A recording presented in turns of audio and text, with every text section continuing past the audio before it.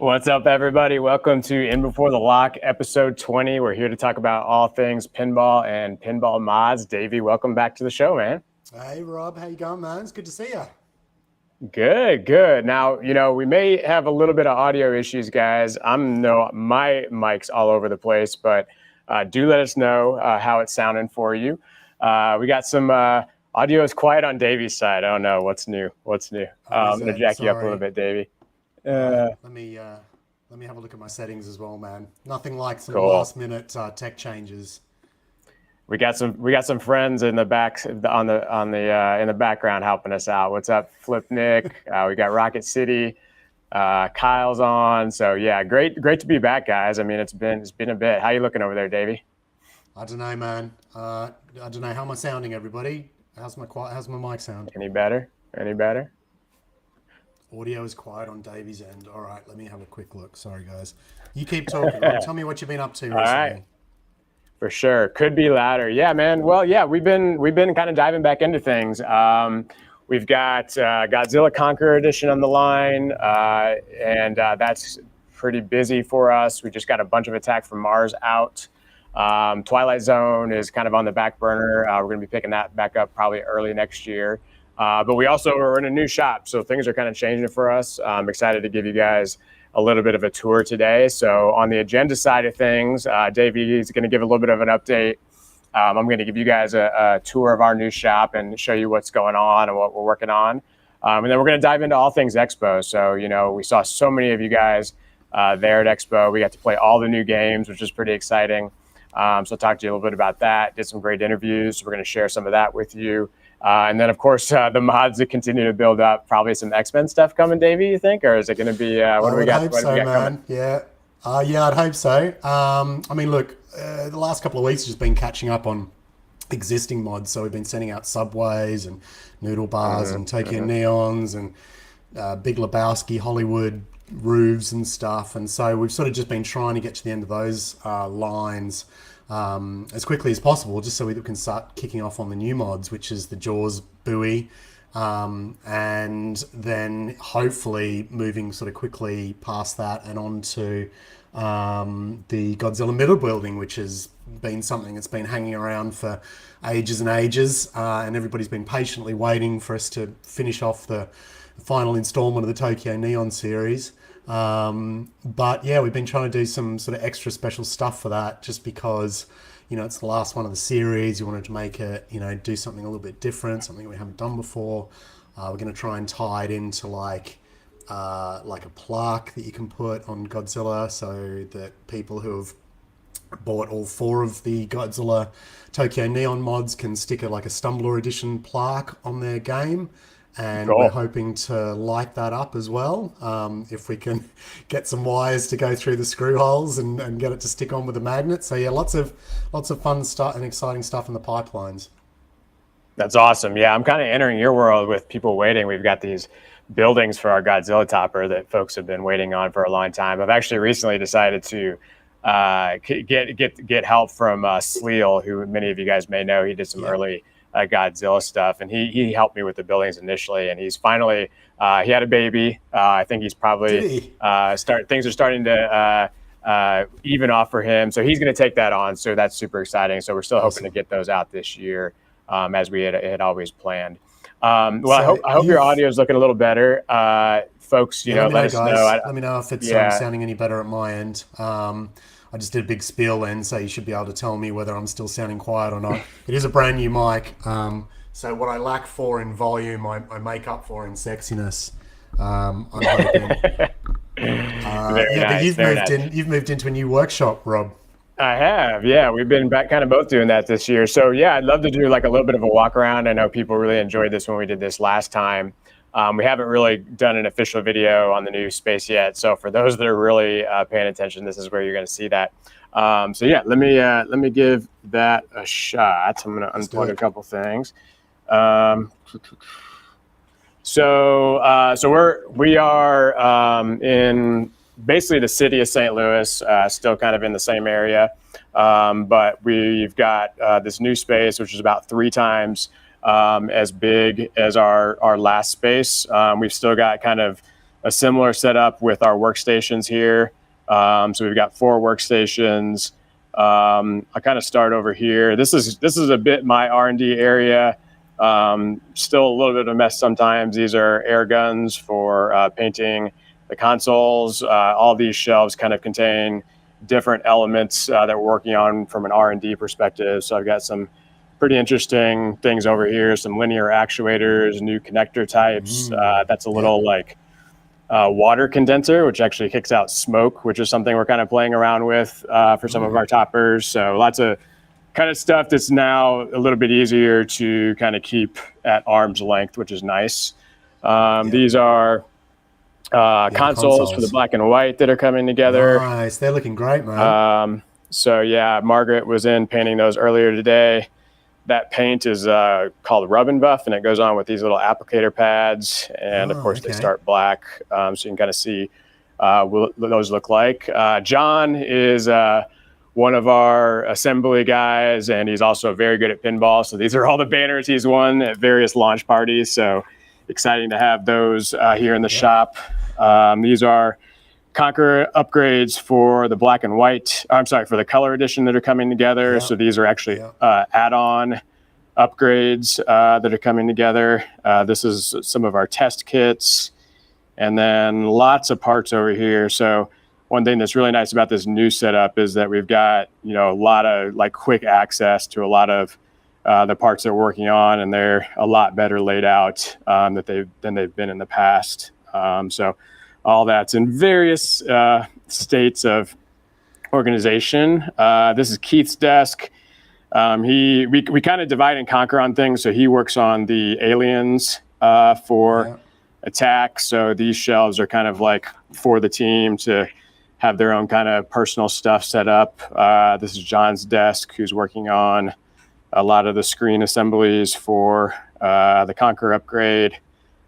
We had this really cool jacket that he was given to him by Brian Eddy for winning a tournament back in, I think, the maybe 2000s or late 90s. So he's got that on display. Very on theme as well, mate. Yeah, so these are a couple Attack from Mars that have kind of various little nuances that need to be updated before we get those done. So those are kind of set aside. And then now we've got a lot more rack space for like different things. So we kind of have Godzilla and Attack lined up. And then over here is Twilight Zone, and up here is poor little Lebowski, which won't be getting as much love going forward due to the limited nature of it, but his parts are sitting up there. Over here, dedicated pack out area. So you've got Attack from Mars coming together, lots of boxes. This is where we program the chips for the toppers. That's kind of dedicated spot there. And then a lot of the 3D printers we use, I have at my house still, but one of those guys is sitting here. Moving along, we have machines we can play now in the shop, which is pretty awesome. So various things we're working on. We did recently at Expo announce the Captain Fantastic topper, which is here. Very excited about this because it's kind of a new format for us to build slightly more simple toppers, but do them for older machines that maybe won't drive the volume we need for a more complex topper, but it's a new format that we're very excited about. Lots of signage. And then getting back this way, we've got a kitchen, which is nice. We're thinking about maybe doing some events here every once in a while. Absolutely. More parts. Our little sticker thing going on here. So if you guys got any stickers you want to send our way. Mini laser cutter. This one's quite a bit smaller than the one that we use mainly, but it's here on site, which is nice. And then we've got is it back at your that one's in my still? garage still. That one's still in my garage. Yeah. And then this is my space for both kind of R&D, a little bit of a breakout room, and then we've got a photo studio set up. So I'm really excited about this. We use this for Attack. So this is actually a 360-degree kind of rotating device. Let me spin it for you. So it does that. Yeah. So that's what we use for the attack from Mars Topper to do a lot of that video. So yeah, pretty cool Awesome, to have man. much more space and It's a very, pump things very out a cool little faster. space. I mean, I'm Yeah. proud of my workshop, but I've got a bit of, I always get workshop envy when you show me around your space. Like, you've got, everything's just better organized. It's on better shelving. You've got 360-degree spinning things, which I don't have, and just generally more Well, space. But, we make a bigger product, so I can promise you it's a major factor in our yeah. planning. That's for sure. And in my defense, I use up a lot of my space for pinball machines. No, you do have a lot. Every time I keep asking you, I'm like, do you have this machine? And it's like every time the answer is yes. So I don't know what's going on here. This is crazy. I know. It's an issue and a problem, and I'm trying to cope. Yeah. So, Yeah. thank you guys That's for awesome, letting me man. show you around. Yeah, if any of you are ever in town, I would love to host you. And of course, for those here in St. Louis, we're thinking about doing a bit of an open house like in March or April. So keep an eye out for that. Oh, awesome, man. Well, I'd love to visit you guys one time and get a look around. Where is St. Louis? I mean, my American geography is so bad. It's about Where 5 is St. hours south of Chicago, Okay. right in the middle, just like Chicago is, but Yeah. south of Yeah. it. Yep. Yeah. Okay. So if I was going to visit you, it'd be in conjunction with an expo trip, probably. Totally. You can come hang out for a week, help me build some toppers. Nah. Just like, yeah, just come for the jolly and then bugger off again, I think. Yeah. For sure. Well, so you want to talk Speaking of about Expo, Expo? I mean, like yeah, we played let's do a ton of Expo. new games, which is super exciting. Yeah. We did a ton of interviews, which we're Yeah. going to be kind of telling you guys a little bit about throughout the show. Davey surprised me in that one of the things that he did was he kind of did a bit of a kind of a spot check on folks on the floor to see what they were really into. Anything that came up that surprised you as far as general? Yeah, I mean, a couple of things, really. I mean, it was just the usual stuff. X-Men came up a lot, which is what you'd expect. Metallica came up a lot, which is what you'd expect. I mean, these were the two sort of hypiest shows of the game, I would say. Avatar came up a little bit, but probably less so. I mean, I don't know whether you sort of seen sort of some of the surveys done sort of after the fact. I haven't. Well, yeah, just a couple of the guys who do the newsletters and stuff have been doing surveys of what was the game of the show and stuff. Or I think maybe what was the best bit of the show. And I think Stern sort of came in number one, which is what you'd expect. But what came in number two was the homebrew section, which is completely awesome that, I guess the homebrews and, Aaron, who organizes it all, and, most importantly, the individuals who invest so much time in making these games are sort of just going from strength to strength when it comes to their presence at these shows. A lot of people were talking about the homebrews. A lot of people were talking about Led Zeppelin and the Stairway to Heaven. That was one of the ones that came up. Josh Root brought up Funhouse, which I wasn't expecting. So that was quite left field. And then the other big surprise hit of the show was Ninja Eclipse. Obviously, we've talked to Chris before on the show, and obviously he's a lovely dude. His heart's, certainly in the right place. He wants to make a proper go of this. He wants to make a brilliant machine.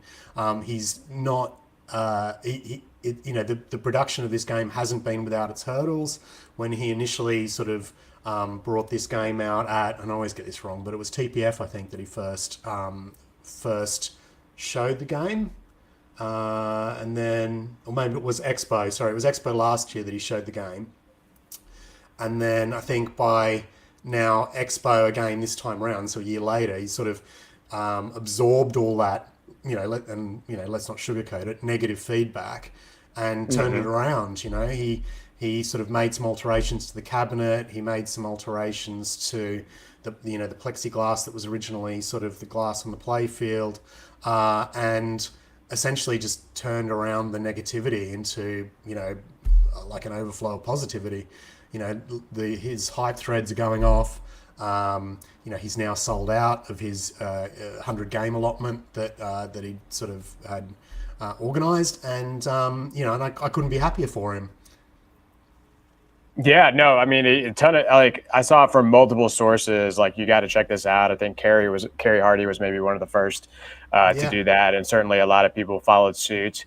It's a great price point. The cabinet looks great. I mean, it looks now like the cabinet that we would all want to see. If you're even mildly interested, it's easy to want to help support Chris in terms of absolutely, making his work a part of your collection. So yeah, kudos to him for sure. The homebrew section, like you said, was amazing. One of the kind of interesting tidbits that I learned was that because Stern went a little bit different route with their booth in terms of not using Marco to set it up in its entirety, they had all of that metal structuring that they normally use for the Stern booth available to use in the homebrew booth. And that really like took the homebrew booth to a whole nother level in terms of just a feel. So I was really excited to see that. I mean, and I didn't realize that was the case, actually. That's awesome. Yeah. So that's what kind of made that happen. And, the Stern booth was really nice. I mean, like carpeted, padded, the danger room that they created. Yeah, that cool. The X-Men sort of box that they'd created. Did you get a good look at that? Like, they had sort of like laser cut sort of detailing in the ceiling that was downlit. And so it was just really, really nicely done. I mean, trust Stern to sort of know, all the right suppliers to call to get something like that to happen. But even still, it was an impressive thing to see, particularly as a maker, where, you're always on the lookout, aren't you, for tricks that people are using to get a certain effect. It was just a really impressive structure, I thought. And they had tons of X-Men to play, so I never really felt like I had to wait on that. They had I believe they may have had an LE. There was an LE on the floor, but usually they don't have, quite there was the secret LE. The nice models, and they put their Venoms to good use on the corner caps, which is good. So it was a great setup. So no mention of Alice at all, but we got to talk about it. I got my hands on that for the first time. Should we dive into that interview, or at least talk about that a little bit? Do it. That sound good?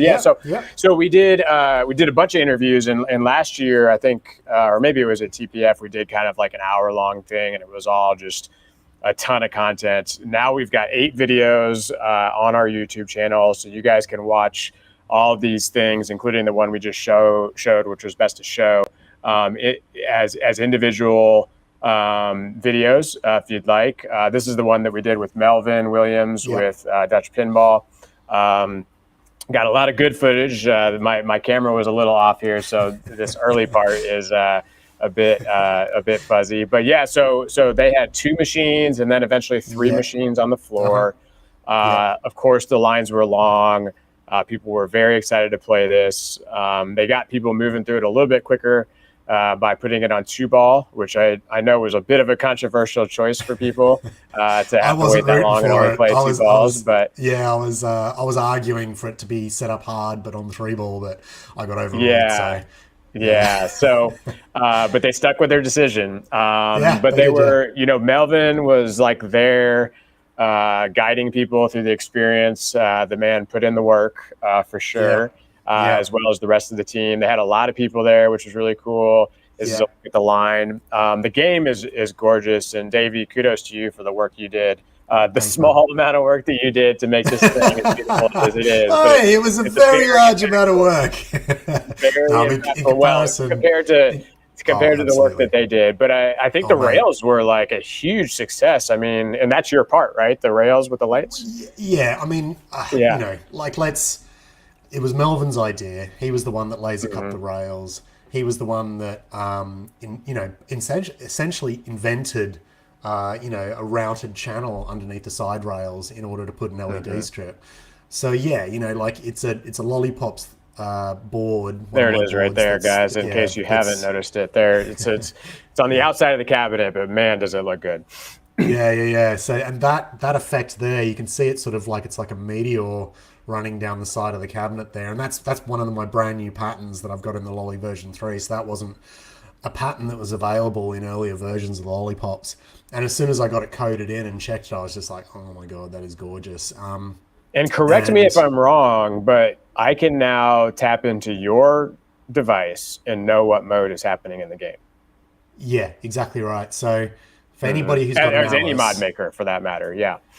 Yeah, so we've been talking about this for ages, haven't we? Like, we've wanted closer access to game data so that we can do our jobs better, essentially.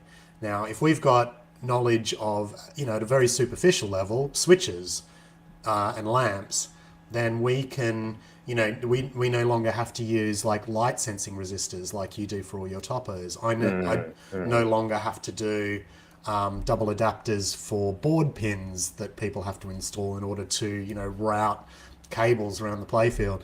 Like, when we sort of started talking about this board in Alice, instantly we were like, well, let's just do a USB between the MPU and the lollipops board, and then the coder Janos then just sends all of the commands to the board, so that switches and lamps and modes, and then the board can then just pick those up and respond to them. So it's, if every manufacturer was doing this, then all you'd really have to do is just plug in a mod board via USB to somewhere, or some other mechanism. Perhaps it needs to be a bit more ring fence than that, but at a very superficial level, USB straight into the computer of the game, and suddenly that mod board is able to understand what's going on in the game, and you can code it however you like. So the side rails that are in Alice are changing the pattern of that LED strip depending on what mode you're in. So, if you're on the Queen of Hearts, it does some sort of, red sort of pattern that's a bit fiery or whatever. And if it's the Find the White Rabbit, then it's two sort of chasing white lights. But it could be anything. These are just ones that I've come up with based on those modes. But anybody who buys an Alice will be able to hook into that board on their phone using the new app, and change all of the patterns, create more patterns for different modes, randomize them, and do different stuff. There's a spare output, so if somebody wants to create a mod of their own to do something completely different, then they can do, and it can be triggered by... Really exciting. It's a really exciting step, I suppose, in allowing mod makers better access to this stuff, and I really hope that it's kind of open Pandora's box, I suppose, for this kind of thing, because that data that's going to my board, that could be going to any mod maker's board, should they wish it to, and hopefully this is just a first step in sort of a closer integration for mod makers. Yeah, definitely. I'm excited about seeing how it works, and there's a lot of cool things we could do with it. It is something we've been talking about for a while. Your audio switched to a different device, I think, but I think we're still hearing you okay. So if anybody is having any new trouble hearing Davey, let us know. Can you hear me, Davey? Okay. Are we there? I can. Yeah, I can hear you. Okay. Yeah, my computer's having a few issues now. If I pull this microphone out and plug it back in again, I think OBS is going to crash. So just bear with me, all right? Good. Like, it won't take me We're long. good. I'll be back in. We're good. 2 seconds. Yeah, no problem. So we had some really fun stuff on the floor too. So we had Attack from Mars in our booth, of course, because of the new topper that we released, and we started the day at like 24 bill, which we thought was a serious number.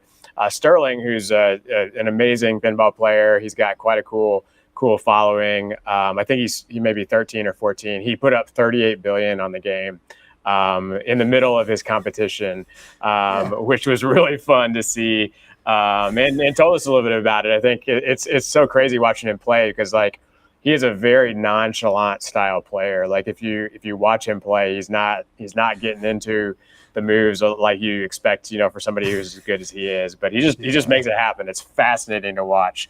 So that was really, really fun to see. It's funny because so the Dutch Pinball Open DPO was happening over the weekend, and I think Ren's posted that there was a Dutch kid champion who played Alice in Wonderland, right? and I think he posted like 30 million or something, which is the biggest score that anybody's posted on that game Billion. Yeah. at Yep. both Expo and DPO. And he's 10, this kid, right? He's 10. And there's photos of him playing. And again, he's literally just sort of standing there like this. Totally. Just Yeah. like, He's not like, you know how we all do this, and we're like, Yeah. he's not Yeah. doing it. So it He just is. goes to He show is. how full He of is. shit we are. He right? is. His back is perfectly square or perperpendicular to the machine the entire time. Maybe we should be It's trying crazy. this. Yeah. maybe Yeah. we should be trying this. So tell us a little bit about Pinsound. You know, we continue to hit these guys up because like their stuff is amazing.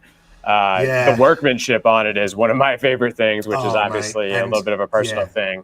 Yeah. But I saw these at TPF and I was like, they're pretty cool. But man, I'm like that close up of the grill.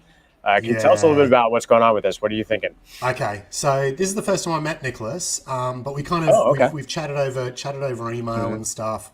I sent him a board because his son wanted to get into some coding and stuff, so I sent him a board to help with that. But like, there were so many moments at Expo that I just sort of walked away, and you know, like, I know you were giving me stick because I'm like, so everybody at home, Rob's really great at doing interviews. Like, he gets there on the first day and just smashes out about 7 or 8 interviews on the trot, and then he always comes up to me and he says, "Davey, how many interviews have you done?" And of course, all I've been doing is like socializing and drinking beer, so I've never done any interviews, and I always feel really guilty about it. It's always like riding at the back of my mind. So by the time that I actually get around to doing the interviews, I'm kind of like, slightly dreading it, I suppose. You sort of, I don't know, you sort of have to build yourself up to, you know, to get to that point where you're being sort of, you know, asking the right questions and things like that. And I find it difficult. But once I got into the swing of it, I just absolutely loved it. And talking to Nicholas was another one of these experiences where, you know, just talking to him and hearing about sort of all the things that he's done and, you know, hearing his passion for stuff, you know, I was just really enjoying it.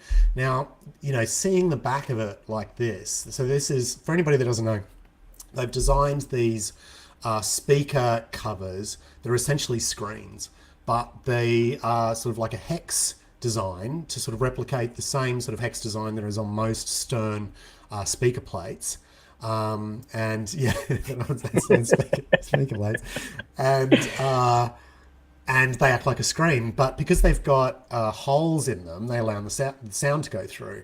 Now, could you just rewind it a little bit, Rob, just so maybe pause it on that on the back of it. So if you could turn it over, wait till he turns it over. Yeah, there it is. There's the claw. The claw. Yeah. So anyway, but what this bit here now, right? Now, I'm just going to nerd out a little bit here.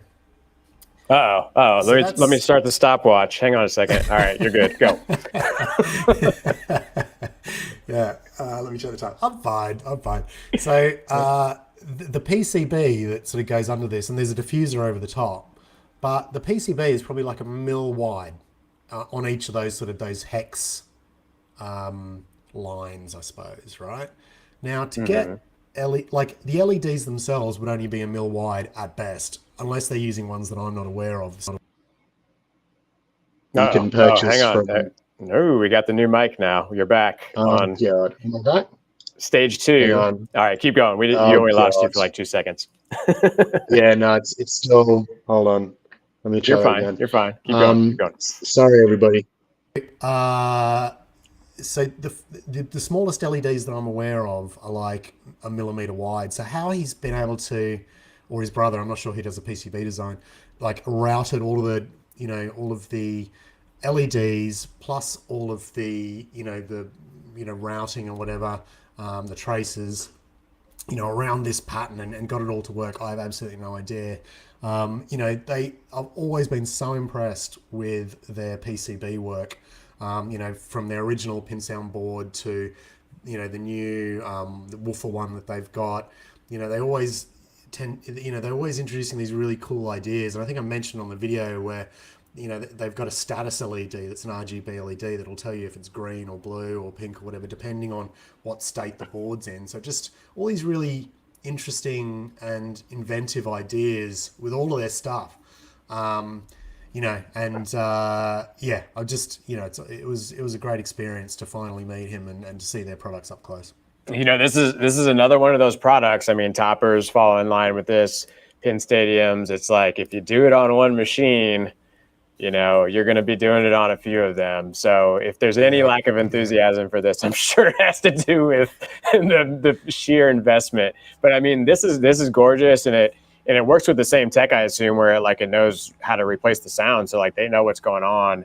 I don't know how much content there is in these videos, but this is interesting because I was told by a friend of mine, Vincent, that because obviously it's being triggered in game, right? And so the question is, how are they triggering that? But apparently the way that they're doing it is by audio sensing. So they're doing it by sort of picking up on and recognizing audio signals, and then using those to trigger the game. So it's actually quite old school, I suppose, in its approach. Yeah. Well, very, very cool stuff. So let's talk about the homebrews, because we have a question about that. Was that an LCD in the speaker? We'll need to rewind. Yeah, check that one out. What's up? Tell me his first name, Davey. I talked to him a few times. I don't know. No, I mean he always just goes. I don't know either. I don't know. I'm just going. And you and I both messed up our audio. I'm so sorry, man. We both messed up our. You had the microphone in your pocket. We wanted to put your interview up, but do you know what? Microphone in the pocket. And you are really getting me in the shit now because I'm so sorry, Kongs. I should know your first name, but B. What's up, B? You're a lovely guy. Oh, B. Of course it is. Sorry, man. So I made him do that video twice because the first time the mic was in my pocket, right? And then I was like, I'm so sorry, dude. I'm so sorry. We're going to have to do it again. And it's, it's never as good the second time, whatever. And then we did the whole thing again. And I hadn't pressed record. And I noticed it right at the end, but I didn't have the heart to say that I hadn't pressed record. So I totally screwed up. So if you don't see any of your video in any of the videos, it's totally my fault. It's not because of any other reason than that. So I'm sorry. B did an awesome video of our entire booth. If you guys want to see everything that we did, he walks you guys through everything far better than I did. So totally appreciate that. So we did an interview with Fast, which is we've got 2 videos out there on homebrews in general. First, we spoke with Aaron with Fast, which is the platform that many of these homebrews are built on. Davey, you've talked with him before. Anything new you learned about Fast? Oh, yeah, man. Look, I love talking to Aaron. There's not a more enthusiastic, knowledgeable, brain running at 1,000,000 miles an hour dude in the pinball industry. I swear to God.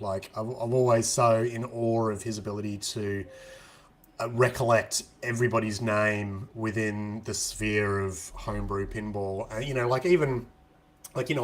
I sort of put him on the spot, just said, can we do an interview? And he's like, yep, let's do it. So, no preparation whatsoever. He was able to walk around every single one of these games and name every single one of the people who was involved in that game. And, that is so admirable. Most of them don't even use his stuff. This guy's just all about the homebrews. Yeah. Do you know what I mean? It's just... I'm just so I just think he's such an asset to pinball, and especially to homebrews, I think probably a lot of the reason why homebrew is just sort of going like this is largely to do with the effort that he's putting into to bring this stuff to the forefront. Obviously people are getting better and they're putting, better games together and stuff. But I think his support in the background is so important to all of that. My hat's off to him. And the homebrews were just fantastic, weren't they? Every year. Oh yeah, I got to play Sonic Spinball, which has been around for a while, but it was awesome to see some of the old school homebrews there. That one was crazy just different form factors. Yeah. I'll jump over to the Borderlands. Borderlands, we did a separate interview with a couple games. This is Brian who did Borderlands. I mean, this game was crazy. I'll wait till it kind of happens here on screen, but the innovation around these things is nuts. It was cool to see a bunch of industry veterans, manufacturers. So if you look at this, tell us, you're playing, I think, Davey, here. What's going on with this bad boy? Okay, so there's various, and I can't remember the exact rules, but essentially, the whole play field is on I don't know, actuators or something, right? They're Was like able to. they're screws. They're not actuators, Oh, so they're okay. actually Yeah, screws. yeah, yeah. So Three of so them that, the same yeah, thing that. So it's the same concept as the Godzilla Center building. I exactly. can't remember Yep. the I can't remember the mechanical name for it, but it's like a something screw, torsion screw, or something like that. But anyway, so mechanically, it's brilliant, but in terms of sort of what it does to the gameplay, it's just amazing, right? Like, so I think there's various levels. So, and I'm not sure how you sort of increase the levels because we were getting it triggered by the programmer just so that we could jump straight into that mode and test it out. But I guess mode one is sort of, like slightly wavy. And I think if you then add a beer, it gets even worse. And then you add Yep. more beers, it goes all wonky. And like, so obviously that's going to affect the gameplay. But just simple stuff like trapping up the ball. Like you trap up the ball, and I think in some ways, like your mind just sort of goes with the table. You don't sort of notice it moving in a way for whatever reason, just because we're so used to it being so flat. And your eyes following the ball path. So you'll trap up the ball, and then suddenly it'll just be like somewhere else entirely. I did a really good job of making that go straight down the guts then, didn't I? Yeah, there's one mode like that where you basically are trying to hit a shot, but you're not using the flippers. But then of course there's a mode where you're using the flippers, and it's not like so disorienting that you don't have a general plan for how you're going to deal with the situation. So it's really well done, and this guy, his energy is amazing. I think he's a couple years into it, but he's like waiting to do the play field. So you'll see this is at a whitewood state, but it played really, really nice and definitely a shining game in the mix. Yeah, absolutely, man. I think that was my. I mean, obviously, games that you've never seen before, always going to sort of capture your attention to a greater degree than ones you have played before, and that's just the nature of pinball, I suppose. But for me, Do you want to talk? Do you want to talk a little bit about Nick's Tony Hawk? Because I know yeah, you yeah, got, let's got do in on that. that a bit. Absolutely, Yeah, yeah. No, let's quickly jump to that because, I mean, amazing, right? So, was this the first? This is the first homebrew he's ever worked on. it And is. Yep. the Yeah. first time he's ever Yep. brought it to a show as well. Is that true? It is, yeah. So Nick's from St. Louis. I met him. He was in my pinball league, or I can't remember exactly what it was. He was eventually in my pinball league, but he's done some stuff with virtual games in terms of like adding physical components to virtual pinball. He's got an amazing Doom game that he made, but he started kind of talking to me about this game, and he was like, how should I, bring it to market, so to speak. And Yeah, I was like, hey, you should show it in our booth. And I think that really set him on a path of wanting to deliver. And he yeah, had very high expectations for himself, and he got a yeah. lot of love for it for He sure. did, he did. So it's a recreation of the classic PlayStation 2 game Tony Hawk Pro Skater, Hmm. which is a fantastic, like iconic game for skaters around the world. And he's included sort of graphics from that game where you sort of choose your skater at the start. But the most interesting thing, okay, so okay, we're going to need to rewind Should we this play bit. this one so people can hear it, because Yeah, yeah, this yeah. is pretty So let fun. me. So Can I talk it in a bit? So yeah, dude, I please, mean, for I'll anybody back who it up. doesn't recognize those cats who are just on that game there, we've got Jack Danger, we've got George Gomez, and we've got Keith Owen. mine's with Keith Owen, all playing the game right now. They're all smiling their asses off, and Jack is trying to hit the key shot in the game, which is there's kind of like a loop shot that goes up onto an upper playfield, and so essentially the whole playfield's set out like a skate park, and actually the shots are reasonably hard. Like I suppose like skating's hard. It kind of makes sense in that regard. And that center loop shot is it's the key shot in the game, and I couldn't hit it when I was trying to play the game. So all these guys were standing around like trying to get Jack to hit this shot, right? So let's play the clip. Yeah, I'm hoping the audio comes through. Let's give this a Yeah. shot.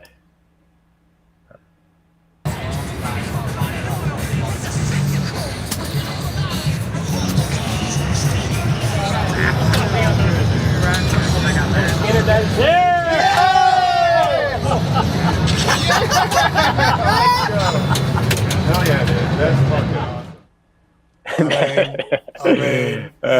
That's fucking awesome right at the end, right? Yes.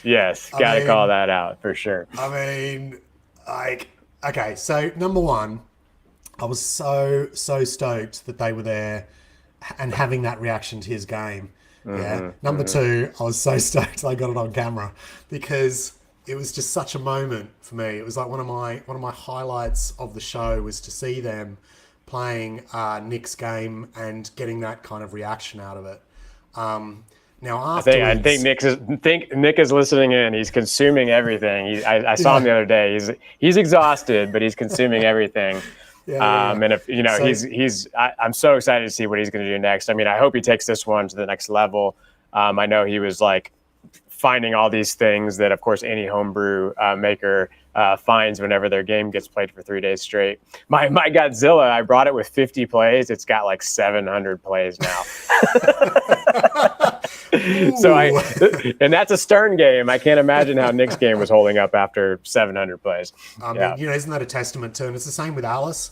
Like those games would have got an absolute thrashing at the show, and there was only a couple of problems. So, kudos to Melvin and Dutch Pinball and Alice and all the homebrew games and Nick for Tony Hawk and all these guys essentially do it on very, very small budgets, and they invest all their own time, and the fact that they can reliably take a game through a massive show like that is just admirable and impressive. Totally. Well, we did get around the floor quite a bit. I had a great time meeting Chris Franchi for the first time, an artist that many folks may know, Batman 66, Elton John, recently signed a deal with Spooky to do their next 5 titles. I kind of pitched Chris on talking because he didn't really. He was like, I've done so many of these, I don't really have too much, new to say per se outside of the spooky stuff. But I was like, I just love, your style and what you're doing with, creating these illustrations that look photorealistic. So definitely check this interview out. He gets into detail on kind of how Batman 66 came to be. Talks a little bit about what he's got going on with Spooky.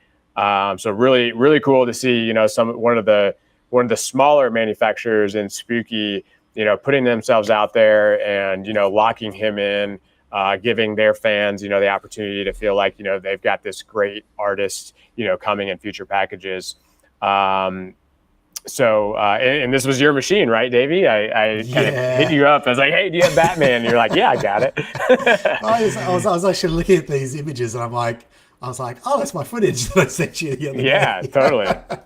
Yeah, because I haven't checked out that French interview yet. So he actually did this one. He said in about 3 weeks he got this was his first pinball machine. He didn't do any pinball art at all, but they saw his style and he got brought in to do the cabinet artwork, and they used elements of it in the playfield. So he did not do the playfield design on this game. But I believe on Elton John, which is another fantastic art package, he did the full package. And we're waiting. I mean, we may have a new game here from Spooky in a matter of weeks. So have you been kind of tracking that at all? I haven't, mate. Not at all. What do you know? I just Jimmy. Hey, Jimmy. How you going, man? Jimmy from Pinlights is here, and he just gave us let's bring that back up. What's he got going on? Oh, thank you. All right, let's bring it up again. It's praising us. We need it back on the show. Yeah, exactly. Yeah, let's double praise ourselves. Yes. Good to see you, Jim. Yeah, but apparently it's Evil Dead. That's the rumor. But I mean, Goonies is one that a lot of people are holding out for. What I'm excited is like, especially Goonies, like seeing the Goonies characters come to life through his artwork would be fantastic. So fingers crossed on that one. I'd love Evil Dead as well. I'd be happy with either of those two, to be honest. Couldn't be less interested. So you don't really go for the horror themes, though, do you? I think we've discussed this before. I can't even watch horror stuff. Although the Friday the 13th that we had in our booth, like that is a Stern machine, or plays like a Stern machine. I freaking love Friday the 13th, another homebrew that we had in our booth that Kyle did, and excited about his next title, which he's bringing to Expo next year. So Project Pinball. I don't know too many people that know all the details about Project Pinball. You're going to learn about them and what they do. They place machines in hospitals primarily. They service those machines throughout the life of their existence in that hospital, which is planned to be forever. And the auction that they run at the show is meant to kind of bring in funds to help them service those machines. Davey, you did this interview. Have you been connected with the folks there for a while, or what did you learn? Yeah, man. Yeah. So, so Brad and I have been talking, just for a while now. I think he reached out to me just to, I guess, do a bit of networking and to sort of, talk to the modding community about making some contributions to the project. And, I just, I was, instantly, attracted to the idea of, what they were doing, which is just, really selflessly, doing this great work, for children who, are not having a very good time in their lives and just trying to bring a bit of sunshine and happiness to them, I suppose. And so, I guess through me, I sort of connected him to a couple of other mod makers, and everybody's felt the same way. And so, Brad's obviously been, and the other guys at Project Pinball have been reaching out to sort of more people, as they increase the amount of contributions that they're getting in, and the technical infrastructure around, the bidding process. So essentially, what happens is, people within the pinball community make these contributions, whether they be hampers or alcohol or mods or t-shirts or play fields or back glasses or whatever it is. And they all get numbered, and people throughout the course of Expo, log into the Project Pinball website and make bids on the goods, with the hopes that that they get a good price, and then Project Pinball gets a larger sort of donation fund that they can then invest in installing these pinball machines in various hospitals around America. And one really cool story that probably won't have been seen through the videos is that there was a couple of people who wanted to bid on my stainless steel Tokyo Neon mod that I donated, and so we all had a chat about it. But because it was individually numbered, as in one of one, I was like, I'm only comfortable to do this if everybody's happy that it's 2 of 2 or whatever it is, so it's not as limited as it should have been, and everybody was. But when the time came, I think the 2 guys that sort of wanted to make that final bid couldn't do it for whatever reason. There was internet issues or something, and so it went to somebody else, and they were like, oh my god, we couldn't do it, we lost it or whatever. So they ended up tracking down that person who'd made that final bid, to see if he wanted to make it a 3 of 3, and luckily he did. So number one, Project Pinball got triple the donations for that item that they could have got, which is a great thing. But also the guy who ended up winning it actually has experience of Project Pinball's work. He had his son was sick when he was very young and was in hospital, and I think he either was in a hospital where Project Pinball was working installing games, or he was talking to Brad about installing a game in that hospital. But it was a cause that was very close to his heart, and that was just a lovely sort of connection to make through this process. And we ended up having a big chat about his son, who's all better now, which is great news. But it's just, I guess those kind of little things happening are just sort of, for me, really indicative of Expo in general, and just, meeting these people and having a half-hour conversation and listening to their, life experiences and stories. And this is the segue into the Pinball Expo Cup. Now, so they had a raffle to be able to knock this down, and we'll have a little video here in a second seeing that knocked down. But yeah, I mean, these guys, it's also not just at Expo. You can pick up some great memorabilia like what Davey was talking about on their website, I think year round. So So definitely hit that up. But yeah, it's a fixture. You know, I've been to Expo now, you know, 2 or 3 times. It's definitely a fixture at the show. So kudos to these guys for keeping it going. They're doing great work, man. Great work. Should we watch this Boy Baboon Outdoor? So we're gonna move on here in a second to some mods. That kind of wraps up our Expo coverage. Again, you guys can check out. Here we go. All these videos on our YouTube channel and watch those in detail. My favorite part of this clip is the girl. This dude, the girl that runs through at the end, man. He gets slammed. Boom! Look at him. He's like, oh, the guy at the back. He's like lost his. I didn't even notice that. Yeah, man. Oh, so I think was that my video, but anyway, in my video you can really see because they obviously doing a wrestling move or whatever, but he goes down really hard. And you can see he's like quite slow to get up. It's a concrete floor in there. I think he slammed really hard, man. I hope he's all right. No beer involved. No beer involved at all. Of course not. So, Davey, have you been scouring the pin sides for new stuff? Do we have? Of course, some man. things to I'm see? always, all right, mate. I don't sleep. Do all I do at night when everybody else is sleeping is just scan the pin side threads, ready to unleash all the latest mods on 5 audience members. So let's get them pumped up for it. Let's do this.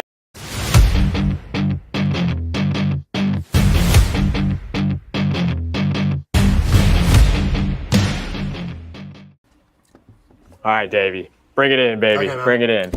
Okay, what do we got here? So, all right. So first off the bat is okay. Good, thank you. Let me just get my windows in order. Hold on. Oh, sorry, premature. No, I'm all good. So that's the wrong one. So yeah, here we go. So Pino Pinball Mods is a Frenchman who's been producing mods for a while.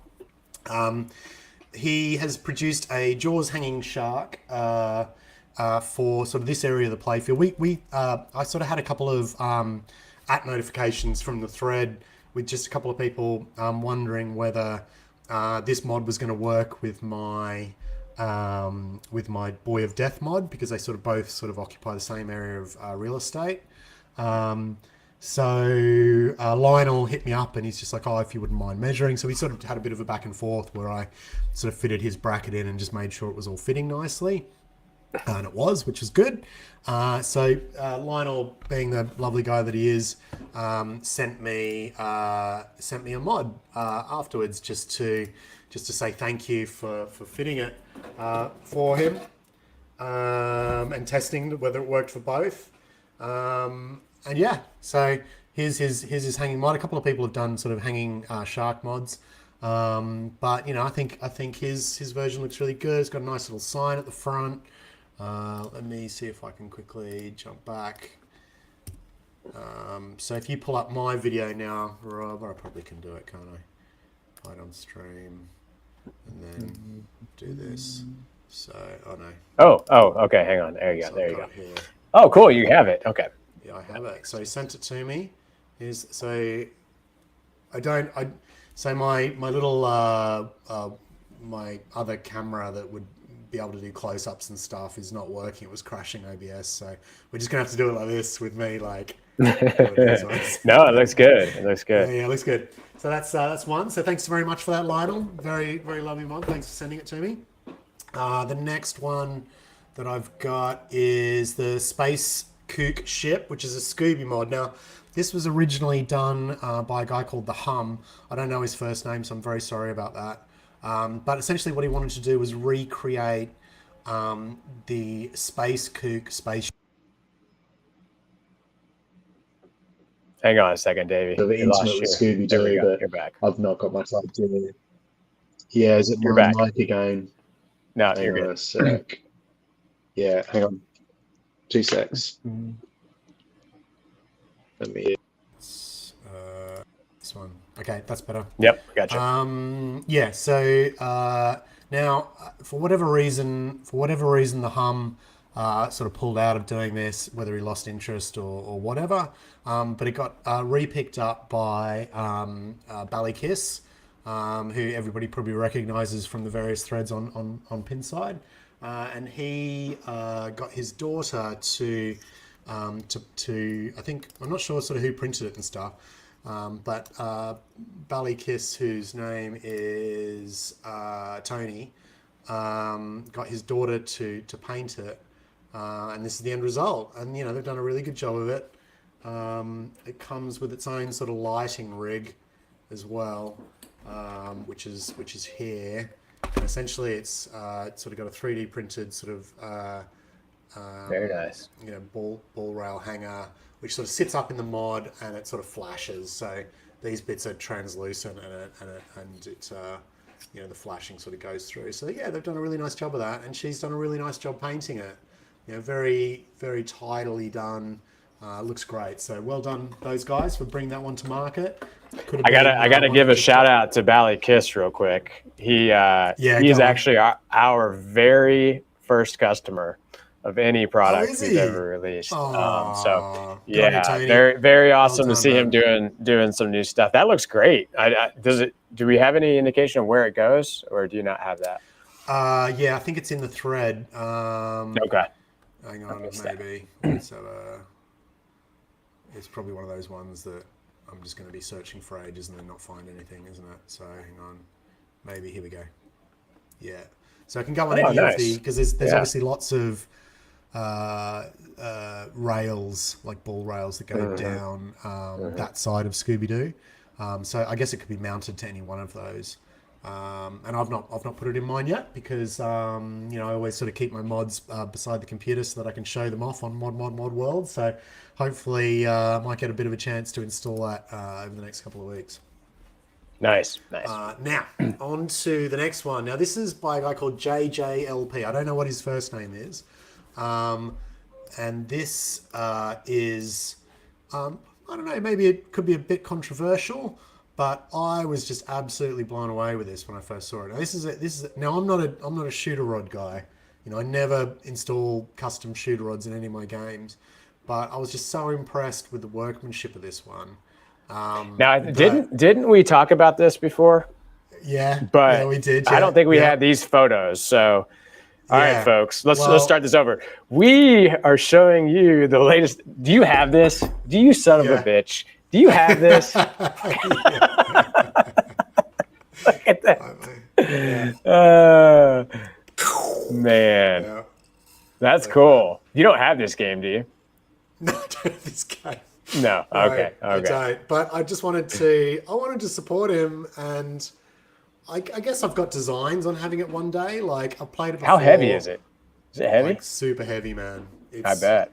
It's a seriously chunky piece of kit because this is like solid wood, right? And I don't know where he gets them from. You know, Jimmy likes it. Jimmy likes it. Yeah. John Wick. Yes, I dare you. I dare you. Put it on John Wick. Yeah, let's do it. I'm doing it. This is Pirates. Is this Pirates? JJP Pirates? Yeah. JJP Pirates. Yeah. So it's not a game that's going to be easily bought. Let's put it that way. But look, it was just one of those pieces that I'm just so impressed with his workmanship and attention to detail. Like when he produces they're all unique. They've all got sort of barnacles and stuff in different positions. And he'll send you sort of 8 options for both this and there's like a shooter rod cover as well. Let me quickly. So this is like so that goes over the shooter lane. And it's like a gun barrel, I guess. But it's just sort of adds sort of another element to the shooter lane. They're going to go great on Goonies too. So yeah. So let me hang on. Well, these things are always hard to film. You're showing them in person. Definitely adds to the luster. It looks like the color is just amazing on these. It's pretty cool. Wow. Do we have a price on these yet? Oh, did we lose you? Oh yeah, we lost you. Sorry. Cheap. Oh, you lost me again? Hold on 2 secs. Yeah. No, you're back now. I think I kicked you off the stream. You're back. Yeah. Is there a price? Oh, okay. Or do we not talk about price? Can you hear me? Yeah.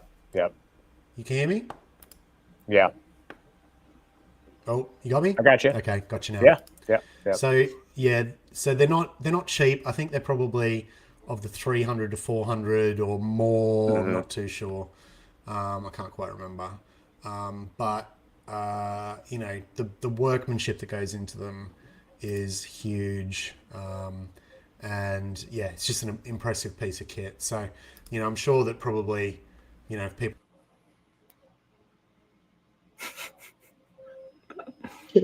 Your mic is playing whack-a-mole. Your mic is like goes left, it goes right. I'm so sorry. I'm so sorry, guys. All right, what else you sorry. got? Let's keep going. Let's keep this moving. Okay.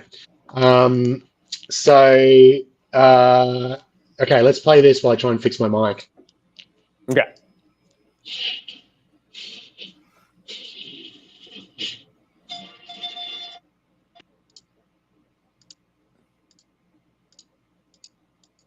Let's move forward. Yeah, there we go. So this is the Chimichanga mod for Deadpool.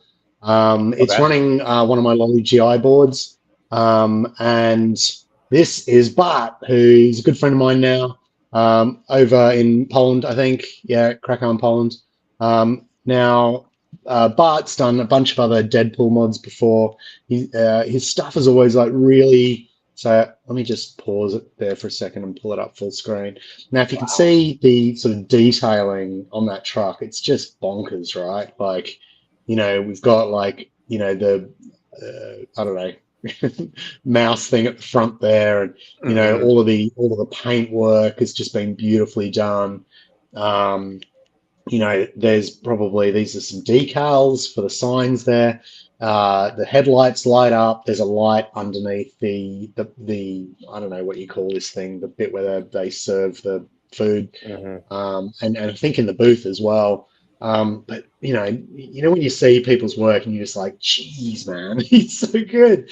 So you know, I'm loving the work that he's been doing on this. And he sort of contacted me a little while ago and wanted a bit of help with the lighting of the flames that go up the top. So, you know, I've got a really nice sort of flame pattern available on my boards. So I sort of sent him over a Lolly GI to sort of test with, and yeah, he's going to use that on the extended version of this mod. So, you know, look, anybody who's got a Deadpool, you know, get on this, because you know it's just such a good mod. It's one of the nicest ones I've seen, you know, for a long time. So well done, Bart, for absolutely creating a cracking mod. Very cool. No camera close up. What are we doing here? Yeah, sorry, bro. Eventually, I'm sure we'll have it eventually. That's fantastic. I don't have this one yet. Yeah. Yeah. I mean, it's so good, man. It's so good. Have they done other things that are on this level, or is this kind of pushing the boundary for them? Yeah. So this is another one that he's done. I mean, I love his videos are always so amazing. So this is his. Now you can see sort of like again, beautifully painted, right? Like all the roof tiles are sort of slightly different color, really nice. Dry brushing on the edging and stuff, so you can see that he really knows what he's doing. These are katana handles for Deadpool as well, pardon me. And again, just really nicely done, just really sort of professionally produced. So you know, I'm really excited about Bart's work. I think he's really going places, and you know, I hope that everybody sort of supports the work that he's doing, because you know, he's a talent. Very cool. All right, does that wrap it up, or you got another one for us? I got one more. Keep it going, baby. One more. I've got a new one by Jazz Boucher, the Chum Chucking Brody. Now, you haven't seen this one before, have you? No. You were telling me about it, and I love his stuff. I've got his Bond crotch laser. Crotch burner. Bond crotch burner. Crotch burner. Yeah. Chum Chucking Brody. Okay, so this is... Look at this. Yeah, man. Okay. Heck yeah. Throwing it out there, baby. Yeah, just wait. What's going to happen, bro? I mean, it's Brody. What's he doing? He's just standing there. Ain't he doing anything fun, man? Come on, Brody. Ain't you doing anything fun? Oh, yeah. Come on. Come Let's on, go. what do you got? What are we doing? No, hey, chuck it. Chuck it, John. Wow. Oh man, this one just makes me chuckle. So good. So yeah, this is using one of my new Lolly version 3 boards, which now has servo capability. So you hit the chum bucket. We're just triggering this manually for the video. But essentially what will happen is, because we didn't have any of the cabling ready by the time we shot the video, but essentially what will happen is you hit the chum bucket and that will trigger the mod to then to work the servos.